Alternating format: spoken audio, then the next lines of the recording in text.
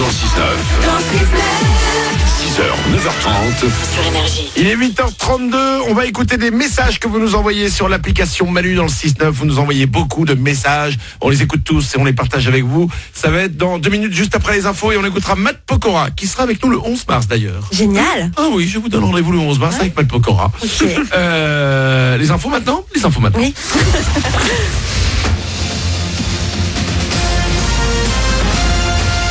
Toute l'actu sur Monaco Menton avec Frédéric Plat.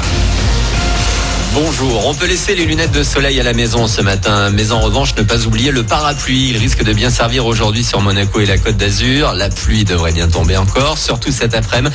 16 degrés sont annoncés au plus fort. C'était la météo sur Énergie avec La Trégo, votre restaurant les pieds dans l'eau. Port de Plaisance, Cap d'Aille. 73 cas supplémentaires en une journée hier. Le coronavirus continue de se propager en France. Une quinzaine de personnes est hospitalisée dans un état grave.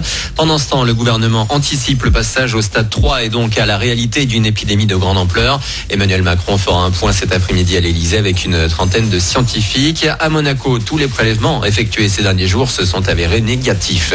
En Italie, pays européen le plus touché, des mesures fortes ont été prises encore hier. Toutes les écoles et universités italiennes resteront fermées pendant 10 jours. Puis toujours côté santé, on a encore une activité forte de la grippe dans la région sud, Provence-Alpes-Côte d'Azur. Comme pour le coronavirus, bien se laver les mains est là aussi important pour éviter de l'attraper. Le SIAM, le salon international de l'auto de Monaco, ouvre ses portes aujourd'hui. Une 4e édition sur le quai Albert Ier avec plus de 70 exposants cette année.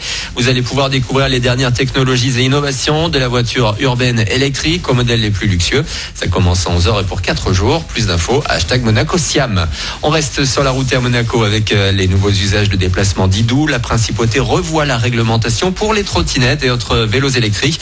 Casque obligatoire pour les mineurs avec les monabikes notamment, mais aussi la possibilité d'utiliser les pistes cyclables ou encore couloirs de bus pour les trottinettes, mais interdiction de trottoir. Vous en pensez quoi ? Je trouve que par rapport au chaussée, il n'y a pas de problème. Après, c'est par rapport au port du casque, ça risque de poser un problème parce que je ne sais pas s'il est fourni ou pas. Je pense qu'il ne sera pas fourni.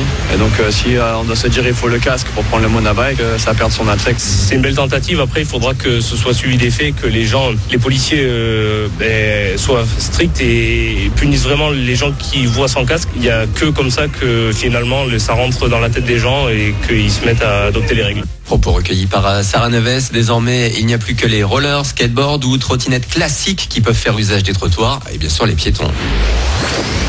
Fallait s'y attendre, la sortie du prochain James Bond au ciné est reportée pour cause de coronavirus. Les salles se vident de plus en plus. Initialement programmé en avril, le nouvel épisode des aventures de l'agent double 007 sera dévoilé finalement en novembre. Une avant-première mondiale était prévue à Monaco. Voilà pour votre actu 8h35. Excellent début de journée à vous. On est le 5 mars, c'est Manu dans le 6-9 pour vous accompagner.